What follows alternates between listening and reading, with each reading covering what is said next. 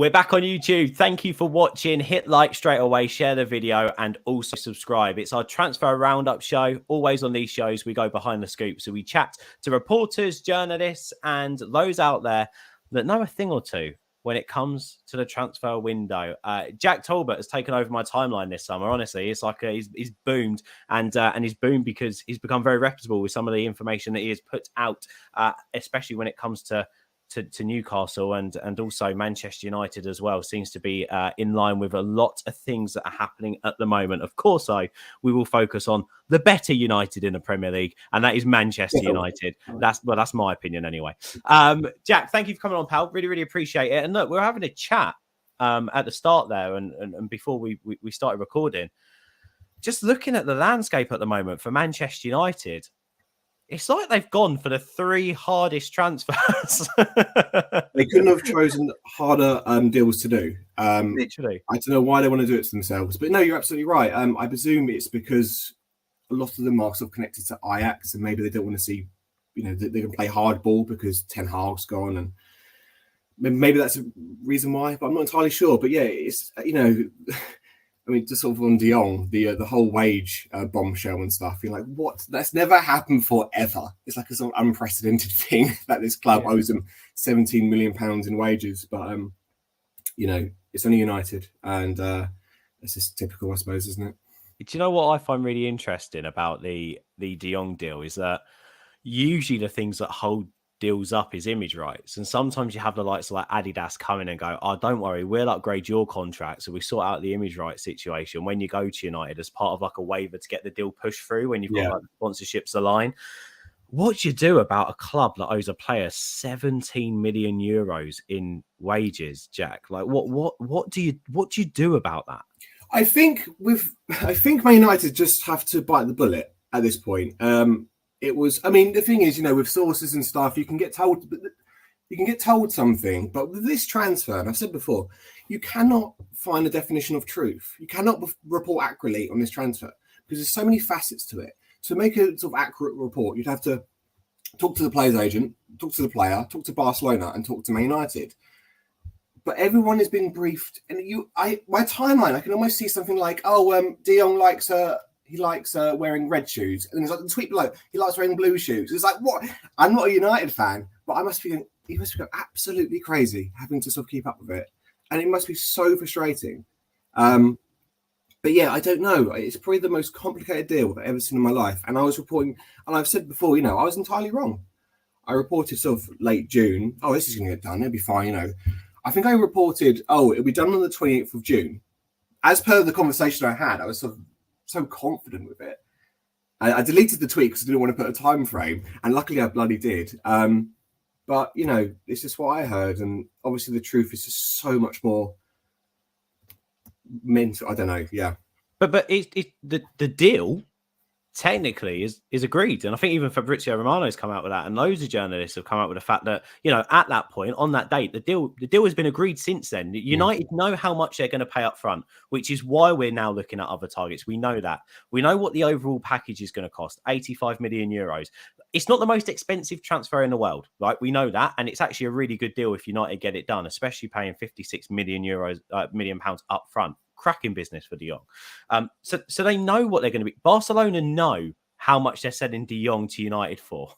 They know it, and they know they'd accept it. I think everyone's aware of that, unless you're the pro-Barcelona press or Laporta, who wants to save face for Barcelona, who have got an awful deal for De Jong. They're going to lose money on him in the short term, and they're losing a fantastic player that their manager doesn't want to lose. So the pro-Barcelona press are going to say what they want. But you were right. The other journalists are right. I think we all know deal's been agreed. Players' wages, players' commitment. United don't agree a deal with Barcelona and they don't go to the negotiating table if they're not confident that that player is going to join the club. I think that is also true because, and Jack, you can back this up. You see many a transfer go through and many a transfer happen, not just this summer, but other summers. You do. Oh, that's if you want to know, that's Frenkie de Jong's agent. So, like, you know this, and you can confirm this. Usually, it will be feelers, won't it, feelers to the agent, feelers to the player. Should we progress this? And then let's talk. It's extraordinary because you've seen stories about how personal terms were, hadn't even been agreed yet, or there was no conversations between Ten Hag or anything like that. And there must have been something. There must be some. I mean, I said I was sort of told, it's going to happen, and I think it's this Barcelona. I'm so sorry. It's an absolute nightmare. Sorry about that. I hope that's a good scoop. That's right. No, if you need to answer it, I'll mute you. If you need to answer it, I'll mute you, and then you can tell. Right. Are you sure? No, carry on. Sorry. Yeah, no.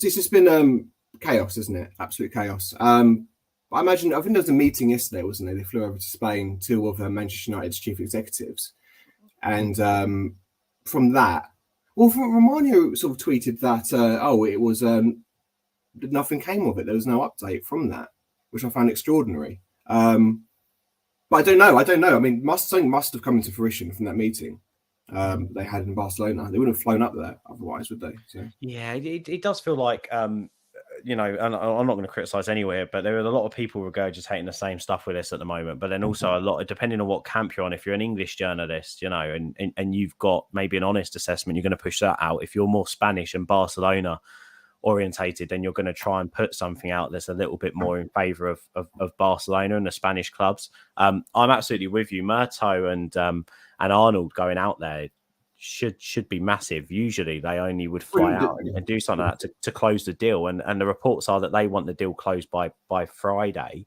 Do you think that's realistic with everything going on? I mean, with deadlines, it's a dangerous game. There's absolutely no need to do that. I imagine it will happen, but they put that out there that it's going to be on Friday. So there was reports out there that Murtough, the reason why Murtough and Arnold went out there was to say that, to tell Barcelona that they wanted a deal done by Friday. Right. Well, I don't know. I mean, I suppose it could happen, but at the same time, putting a deadline on things, and there could be another massive sort of curveball to things, and so I'm not sure. Do you think it's sensible for United, given that we've got to this point in the transfer of everything going on, to go to Barcelona and go, look, deal done by Friday, there's my deadline, or we're looking elsewhere, and you're not going to, you're not going to be able to sell De Jong this summer, because if it doesn't happen to United, I can't see it happening to anyone else. United have gone so far with it, and it's played out in public so much. We've known of every single facet going on with De Jong, every single step of the way, and conflicting reports and stuff. That it's almost like a PR disaster now for United. If they just pulled out or the deal collapsed, and all that time wasted on trying to get the player across would just be an absolute disaster. So in a way, it's kind of played into Barcelona's hands a little bit, and they've been playing games, as you've mentioned, Laporta and stuff, just sort of saying, "Oh, the deal's over. He's not for sale." Just unnecessarily, probably for pressure would be my guess. They're just trying to sort of push United along a little bit because they know that United cannot afford to miss out on him. At this point, it's gone too far. If they pulled out now, it could collapse. I mean, it's already becoming a detriment to the season, I'd argue. This whole saga is becoming a detriment to their new season under Ten Hag. He wants him, as the sort of conversation I had in June was that, he sees the whole basis of the team. Oh, it's going, doorbell's going now. So I don't know. Yeah. I imagine it happens, but who knows when. Yeah, it's interesting, isn't it? Because with that, and with the pre-season being disrupted because of no new signings coming in, I suppose the Ten Hag factor is massive here as well, Jack. Like, ultimately, De Jong would like to play with Ten Hag again, clearly, if he does leave Barcelona. But on top of that, Ten Hag's pushing for his targets. He's pushing the board to go and get him Frenkie de Jong. Yeah, for sure. I think with him, we managed under him in Ajax, and he does see the whole basis of the team around him. And that's why I was so confident it would get done. And that's why I sort of reported, it will happen in a matter of days. United need to get it done because they want to appease their new coach. I think maybe there is a degree where Ten Hag will probably have to sort of concede that they have to move on to other targets. There is a limit to it all. There has to be a deadline, right? There has to be, whether that be in 2 weeks or whenever. But I don't know. I think, as I say, the PR factor just makes me think it's going to get done now more than ever because it's been so widely publicised, and as I say, they can't afford not for it to happen. but also Ten Hag needs. I mean, the Anthony thing as well. You know, it's just thinking like, why do you need Anthony? Do you really need a winger? How much would they charge? They bid for him for 50 million, I think, didn't they? For me, it's Ten Hag wanting to make sure that his influence is across every position on the pitch. And genuinely, I think that's why. I think if you have a look at the way Ten Hag likes to play, he needs technical players. United have... There's no technical... There's a few good players in that squad that could maybe be coached to be better. Yeah. But we're not blessed with technical footballers.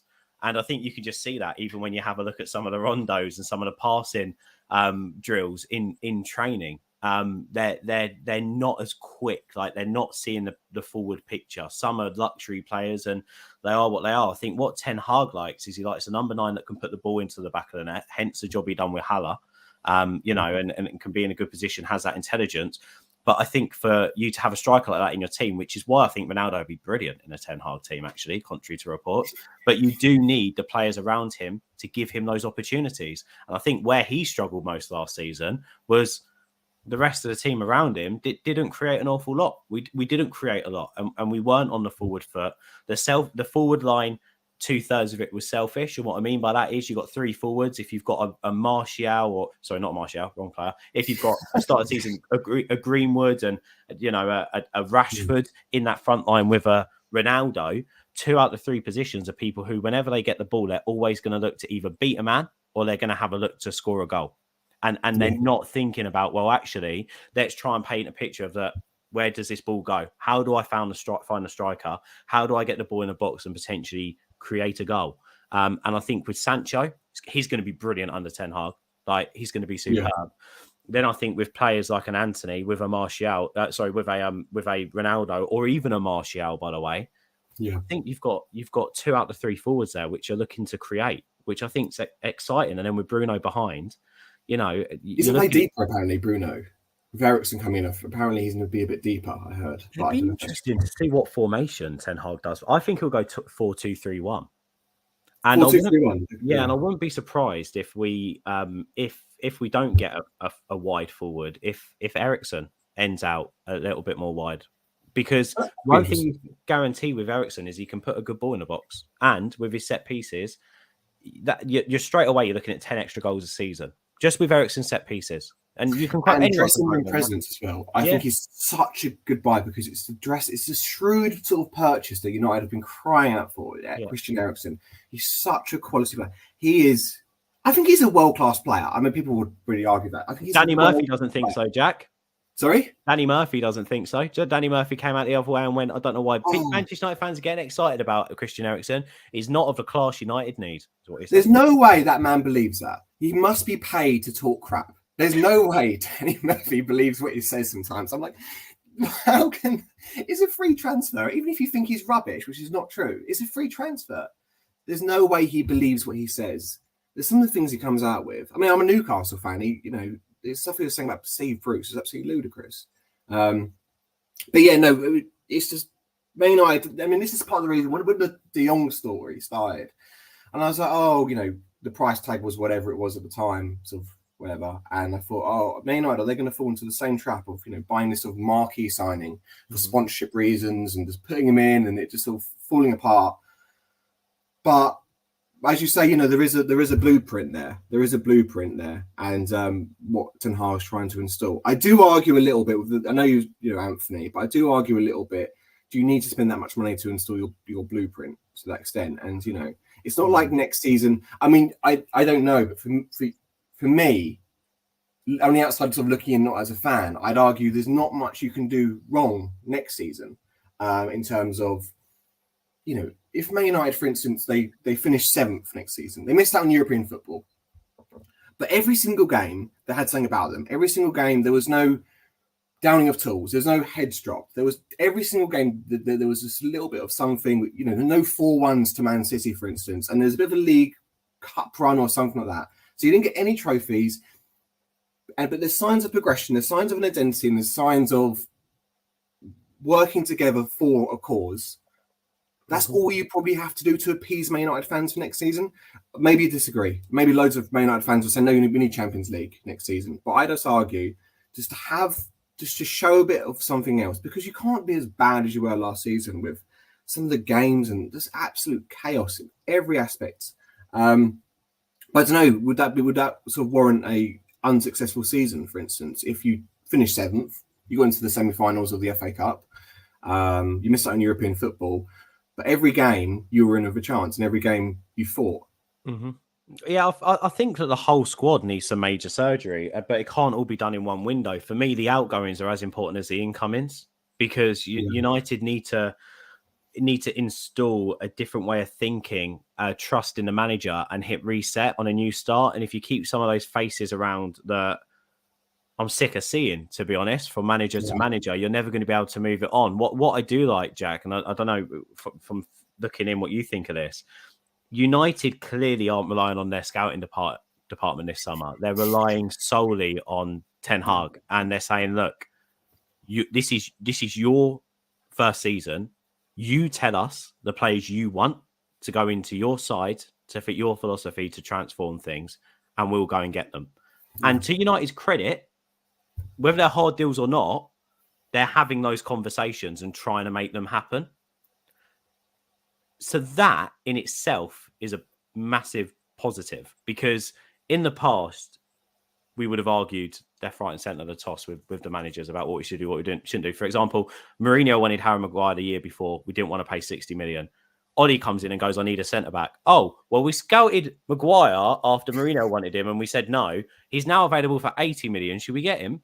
Like, 80 million pounds. Do you know what I mean? So for me, like, I'm happy that they're doing the work for the manager and giving him what he needs. And I like that Ten Hag is actually trying to bring in players that will go to war for him, because that's a big thing with this United dressing room as well. Watching some of those performances last season and the team, you don't watch a team there, Jack. I don't know how much you play football, but when you go on a football pitch with your teammates, you'll go to war with them. They're your brothers in arms. Like, you want to go out, you want to win with them. If the opposition confronts one of them, you want to get over there and you're backing your guy. This squad doesn't have that unity. They don't have that mentality. So I like the fact that he's bringing in players that he knows will go to war for him. And that is really important, I think. And also, when it comes to styles and stuff, it's a lot easier to implement it when the players know what they're doing. None of these players, technically, as we said earlier on, I don't think are good enough to carry it out at a high level. We might be able to, like you say, find some consistency and a window for a season. But at some point, we're going to have to push on. So we need more players in that Ten Hag knows can adapt and can sort of play the way that he wants to play to influence the whole dressing room. So I think it's really important. That's why it's really important we get De Jong over the line. Right now, we don't have a player who can pick the ball up off the defence and progress the ball. We don't have it. Who have you got midfield? Matic is gone. Pogba's gone. So we've got Fred and McTominay, haven't we? Really, they're the two and Van der Beek back in. And Van der Beek back in. So that's going to be an interesting one, isn't it? Van der Beek. Is he going to pull a worldie next season? Is he going to be, nominated for Team of the Year next season? Because I think he's a Ballon d'Or nominated player at Ajax. He was in the sort of top 30 there. I do wonder, is it? And it also Martial as well, because according to reports, he's doing fantastic in pre-season as well. So, under a new manager, maybe this is the right manager to do it. But you talk there about it's culture, isn't it? It's having, look at Arsenal in 2017, 2016. They had Alexis Sanchez, they had Mesut Ozil. There's some really top world-class talents, but the culture was so off. Yeah, it was a cultural problem. As we said, with Ragnick's open heart surgery, it's absolutely right, and that's what needs to happen. And character is important, and I do feel with the Eriksen move that's going to be really key. And I do think though patience is required. It might take a couple of years. To sort of, you look at Man City and Liverpool now; it's just absolutely obscene where they are. I'm really looking forward to seeing his first game in charge. Ten Hag. Is it Liverpool we're playing in pre-season? So we're recording this before the Liverpool game, but that will be happening today. So this will go out afterwards. So we'll see. We'll know then. Interesting. What do you make of choosing Liverpool for pre-season? I would have thought maybe. Oh, do they get a choice? It's commercial, isn't it? It's commercial. It's commercial. Confidence playing, your fiercest rival. I just thought it was a bad idea. I don't know. Maybe that's a bit defeatist. I think it's one of those. We win and confidence is sky high. You lose and the game was for fitness. So, Yeah, you well, know that's what I it. mean? It's one of those in pre-season. But quickly on pre-season, and Eriksen, we spoke about him. It's just a medical now, right? From what we know, just needs to have that medical Yeah, pass I it, think and he it's joins just the squad. a stringent medical as per his health problems in the Euros. There was reports that he was going to fly out to Melbourne and get it done, and then to sort of be with the squad. But then there was reports conflicting with that, as typical. But yeah, that's over the line now. I think he met with a few. I heard he met with Newcastle a couple of times, and I think Brentford was sort of hanging there.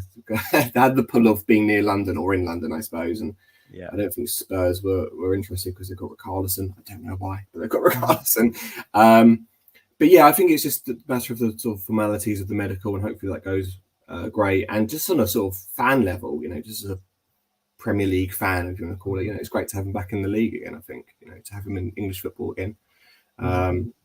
But yeah, we're looking forward to seeing how Eriksen does. And I don't know, in terms of, as you mentioned, the 4-2-3-1, I imagine just behind the striker, do you think, for Eriksen? Or maybe using just wide of that? Well, I think he may end up slightly wider that, him or Bruno, maybe slightly wider that, because I don't think we will get Anthony. So then it'd be interesting to be go elsewhere. Does Pellistri get it? I really like Pellistri. I don't know why I keep saying this to everyone, and I know he probably isn't ready. He didn't have the best time with Alvarez on loan and whatever, but from what I've seen of him, especially for the national team and getting the call-ups, he's just so technically good. Like, he's very technically good. He's one of those players, which Ten Hag will love. He doesn't have that incredible flair about him every second, but he's good with it. He knows when to turn it on. And I just think he is a very good coach away from being a very good player. And that's what really excites me about Pellistri. With Ten Hag managing him and coaching him, in fact, we got 5 subs this season. Let Ahmad go back out on loan again. I think he needs a bit more time to mature. But I think naturally Pellistri has that bit of maturity about him. So I think between Eriksen, Rashford, Martial's going to be staying at the club. We'll get onto Ronaldo in a minute. Pellistri is an option. I honestly think that we'll be all right. James Garner as well. James Garner's come back. I wonder. I mean, he's a bit deeper, isn't he? He's a bit deeper. But yeah, again, another great option. If you've got 5 subs, why not? Why not keep a couple of these players at the club and let them knock on the manager's door? Let them prove a point. So it creates competition. Yeah, absolutely. It creates competition, and that's always healthy for sure. 100%. Couple more I want to hit on then. Lisandro Martinez at Ajax. Again, we spoke earlier on about Anthony. How much does he go to improve the side? I have my question marks over Martinez. How much does he improve the side? And this is towering centre back that you desperately need, right? But he is a centre back, isn't he? And I mean, some people have said, "What about him in defensive midfield?" I mean, I'm not a fan of signing a centre back and changing up his position. Ten Hag knows him better than me. Don't get me wrong. So if that's what Ten Hag wants to do with him, fair enough, and I'll back the manager. But is he really better than Maguire and Varane? And we've got to sort of ignore last season in some ways where we pitch these defenders. I don't know. Yeah, he's 5'9", which is incredibly short for a defender. But it doesn't mean he's going to be bad. And you're right, he plays in the sort of. Well, I don't know if you're into stats at all, but I like FB Rev. It's called FB Rev, and I looked at his stats there, and his percentiles for like passing and stuff were like 99, 99. But I think that's because they've weighted against centre backs. But I think he played at central midfield or DM as well. That's why it's so high. So he's going to be like in between. It could be like one of them new roles that like Guardiola used to do, where you sort of like make up a new role, like the wing backs become central midfielders during the game. I don't know. Maybe he has a plan for him, but I can't claim to have seen loads of Ajax last season, to be honest, and know much about him. I think I've probably heard of him for about the last 2 months, probably.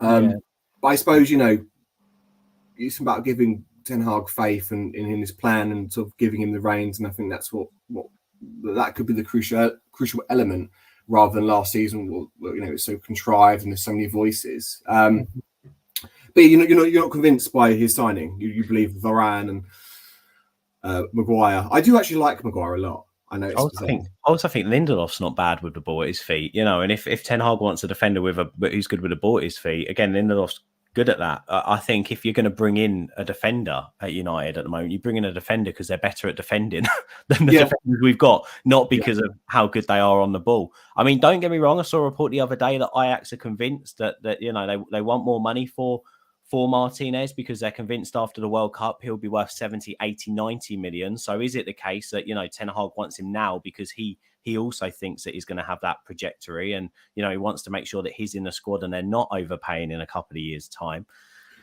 Who knows? It's Ajax, though, and you just got to think from as a club perspective. You're Ajax, and you've just they won the league last season. I don't think they did very well in the Champions League that day. Maybe they didn't get the group stages. I'm not sure, but so they got. But anyway, this manager's done incredibly well for them, Ten Hag. The semi-finals a few years ago they did, and with even Tadic, I think it was up front. So they've got this amazing manager, and then Man United have taken the manager, right? So he's gone, and they're managerless now, and now they've got Martinez, Anthony. I think this old Van der Beek was a few years ago, but every person and star figure that goes, it elevates and it makes it harder for them to sell the next player. So Martinez probably wouldn't be as expensive had the manager not gone and had they're not talking to Anthony and vice versa with Anthony kind of thing. So, but he must obviously really like Ajax. I don't know. Yeah, it's their culture and stuff. But I just do wonder, as a club, you're not going to let your manager go and 2-star players without putting the price quite high, I believe. Yeah. No, I'm with you on that. And it's going to be interesting to see where we go with that deal. But it's a possibility by the looks of things. Finally, Jack, your opinion on Ronaldo? It's so hard to do transfer stories sometimes because you hear things from certain places and you're not allowed to say where you heard it from. But so yeah, Ronaldo, club. I think it's just sort of out there that he wants to leave. It's been put to me in no uncertain terms. He wants to leave. He loves the club. He loves the club. He adores the club, but he wants to leave. The Man United. This is not from what it's just from what I've read. The Man United part. You see reports out there, and they go, "Oh yeah, Ronaldo. The club want to keep him, but privately they're willing to let him leave." So why is it reported? It's obviously not private, then, is it? You send them reports. They go, "Oh, privately this." The intention is to keep Ronaldo, but privately they're looking at other targets. Well, it's not private, is it? Because you're literally reporting on it. So I don't know. It seems that I think he's going to go. But the only issue he has is where he's going to go because no one wants him. Well, people do want him, but no one can afford his wages. 500k is on United. I think it's really interesting because yesterday Ten Hag was adamant. No, he's staying. I'm planning with Ronaldo. He's staying, and he was quite blunt about it. And he had so many ridiculous questions aimed at him yesterday. Ten Hag on Ronaldo. I missed it. And he was like, "No, I'm convinced he's staying. The club have said it. He's staying. He's not here because of personal issues. He'll be back soon, hopefully, but he is staying." Then Duncan Castles put out a report last night that was interesting. That apparently Ronaldo and his entourage have been impressed with how Arnold has been dealing with his request, and now he's thinking about staying. And it's like this stinks of the fact that Chelsea, because the timeline was literally Bodie met Mendes. Yeah, they had a conversation in private. Bodie probably went in with massive bollocks and went, "I've just taken over at Chelsea. I want a marquee signing. I want to take Ronaldo out of United," right? Which then Mendes has gone and met the Barcelona president to try and get a bit more interest because they knew that the Lewandowski deal potentially wasn't going to be on, but now it's looking on. So, and they were like, "No, not interested in Ronaldo." All of a sudden, Bodie's gone back and gone, "Look, I think there might be a chance here that we get Ronaldo, but United are standing firm. So, it might take some time." And Tuchel's gone, "I don't really want him that much." And all of a sudden, it's like, okay, there's maybe nothing going on with Ronaldo. And it just reeks of Bodie trying to have, Yeah, I missed that. I've been out the loop for a night and a bit of a morning, and I'm already out the loop with Ronaldo now. But if that comes from Duncan Castles, that definitely comes from Ronaldo. Basically, that definitely comes from Ronaldo. He's open to staying now after all that. So yeah, he was standing at offers, and now he's going to stay. Absolutely bizarre, unnecessary. How did you feel about the timing? You think it's because it was initiated because of the Chelsea meeting? You thought that was the reason why it came out? Yeah, I just find it very bizarre. He wasn't interested in leaving. If you remember, Jack, at the start of the season, United had two main targets: midfield and forward, and that forward was Nunez, and the midfielder opportunistically ended up as De Jong. They were pushing hard for Nunez, and Ronaldo at that point was still staying. So why would United spend 100 million euros on a striker? I mean, who knows if he would have chosen Liverpool over United still, if United put in a big offer? Like, I think he probably still would have, because why would you not go to Liverpool right now over United unless he's an average United fan? But still, like, so United just didn't want that bidding war ducked out. Like, and Darmesh Seth came on and gave us a bit of a lowdown on that, which people can go back and listen to if they want to. It's on our TikTok, All for United. Go check it out and follow us if you like. So All for United on TikTok. Go and have a look. So I'm adamant that something happened in the background for this to leak like it did, and for it to twist around like it did, because United were always planning to keep Ronaldo. He was asked at the end of the season, "You stay?" and the answer was yes. Ten Hag spoke to him. No indication that he wanted to leave. Story then came out. No one's still spoken to Ronaldo. He's got personal issues. And all of a sudden, there's no interest in him. If Chelsea were interested in Ronaldo, a bid would have gone in by now and things would have been moving. Because of that, yeah. I literally believe it would have. Why would Chelsea hang on 2 weeks to submit a bid for Ronaldo? It makes no sense. Maybe, possibly, sort of spinning off that, maybe it's when Lukaku went, when he went back to Inter Milan, and that was sort of done. And then, because Chelsea, Brozier is going out on loan, so they need that person. So, but then I would have thought, though, that Ronaldo wouldn't have done that to United. Like, I thought he has a good, just to go to a Premier League club as well. Yeah, and it was very big. He went on holiday and it was all fine, and then it sort of come out of nowhere. And if he was going to leave, so you're right. Something obviously just went on in the background there. I don't know. I mean, I am a big sort of Ronaldo fan, but do you think he's last season? Do you think it was a successful season for him? On the pitch, successful enough in terms of that. He still got over 20 goals, didn't he, for United in the end? Well, he did, 24. And within that team, we didn't create an awful lot of chances. We were extremely poor in games, and he literally dragged us out of the mud on so many occasions. Atalanta games twice against Atalanta, he did, I think. But then there was also like a 9-game spell where he done naff all. It was like United needed a plan B, and we didn't have one. So obviously, again, but that was because we didn't have the options to give him that respite, and everyone else in the team was playing poorly as well when we switched in between the managers. So there's off the pitch, absolute disaster. I 100% believe all these stories of the clicks and him wanting the captaincy and these things with Ronaldo, with Maguire, and some of the leaks, and then the pressure I think that then put on Maguire. We wouldn't be sat here having a captaincy debate or a debate about Maguire if he had a similar season last season to the season before. But everyone else, he was great. Because he was great, and he was a brilliant on the pitch leader. You listen to anyone who watched the games behind closed doors, who even had the privilege of being in the really small crowds, always the most vocal. Great captain on the pitch, and also the stories off of it as well, with him bringing the team together. Super. I didn't know that. I do think Ronaldo stirred the pot massively, but I also think that's partly not his fault. He is the only born winner in that changing room. Not Lingard. That kind of mentality. Winner. Yeah, he is. That mentality. Like he wants to win everything. Yeah. Like everything. And as a footballer, you can say you want to win everything. He believes he's winning everything. Everything. Every day of the week, he believes he's winning everything. Champions League, he absolutely adores, isn't it? And I think it's the only person where you go, when he was sort of angling the move. A lot of people do that for money. And they go, he wants the paycheck. With Ronaldo, that's not even in your head. It's like, because he wants to win the Champions League kind of thing. He's, as you say, it's almost born winner to almost a freakish extent, isn't he? But obviously that comes with a bit of an ego, and as you say, that can sort of disrupt things, and the leaks obviously was not helpful. But I think maybe quite a few United players are guilty of that. Absolutely unnecessary. I'm annoyed about Luke Shaw. He commented yesterday, I think it was. He sort of said, he was asked about Ten Hag. How's Ten Hag doing? Oh, yeah, he's doing great. Not like the last manager. Don't mention the last manager. Just shut up. You don't have to dig people out. Just get on with it, Luke Shaw. You don't have to start digging people out. I think he sort of said that, he's either to Solskjaer or to Rangnick. He said, he has no system. So Ragnick, of all the bad things Ragnick have done, and he's done, made terrible mistakes, had a terrible season at Man United. He clearly has a system. He invented the gegenpress. But yeah, the leaks have just, they need to stop. And I would have thought Ten Hag would have clamped down on it a bit harder than he has done, to be honest. I would have said, right, that's it. You're not talking to anyone. I don't care if it's about your haircut or anything. I don't care if it's about, because you're seeing stuff about, Ten Hag, they sort of a running commentary and how he's training them. I'm just going, no.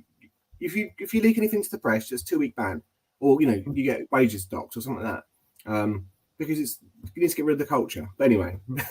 Yeah. I should like leaks. Yeah. Yeah.